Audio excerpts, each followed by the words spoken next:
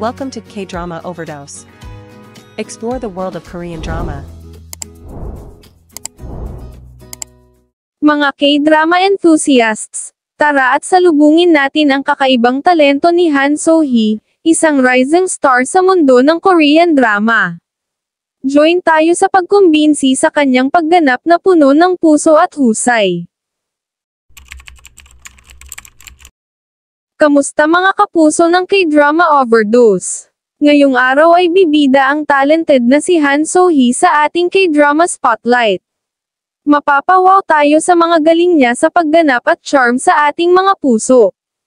Baka naaalala nyo siya bilang si Yoo Da-kyung sa The World of the Married.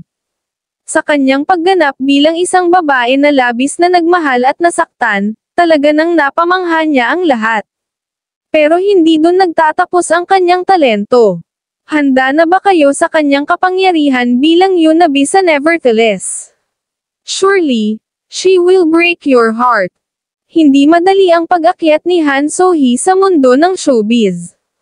Tara samahan niyo akong alamin ang kanyang journey patungo sa kasikatan. Hindi madali ang pag-akyat ni Han So-hee sa mundo ng showbiz. Tara samahan niyo akong alamin ang kanyang journey patungo sa kasikatan.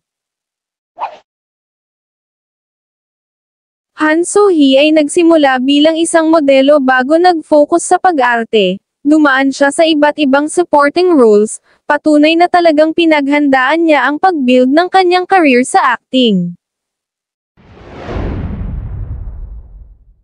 Noong 2018, nagmarka siya bilang si Soli sa historical romantic comedy na 100 Days My Prince. Inalay niya rin ang kanyang husay sa mga dramas gaya ng Abyss at Money Flower, kung saan ipinakita niya ang kanyang kahusayan sa pagganap ng iba't ibang characters, at agad naman ang pagtanggap sa kanya ng mga manunood at mga industry professionals. Pero hindi lang on-screen shine si Han So-hee.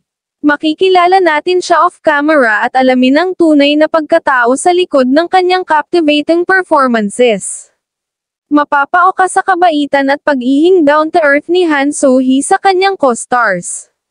Talagang kilala siya sa kanyang genuine nature na pinahahalagahan ng mga kasama at mga fans.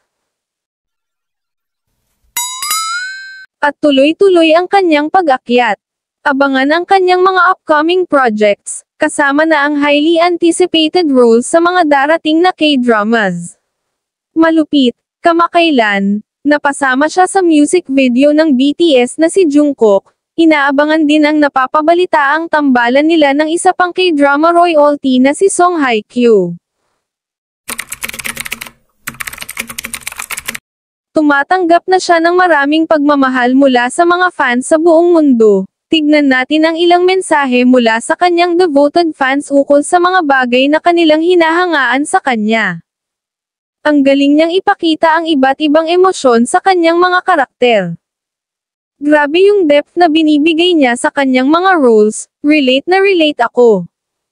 Kahit sa fashion, ang lakas maka-trendsetter ni Han So-hee. Maraming salamat sa pagtuklas natin sa enigmatic charm ni Han So-hee. Huwag kalimutang mag-like, mag-subscribe, at i-click ang notification bell para updated ka sa lahat ng K-drama content. Hanggang sa muli, sama-sama pa rin tayo sa paglalakbay sa captivating world of Korean drama. Thanks for watching K-Drama Overdose. Explore the world of Korean drama. Have a great day.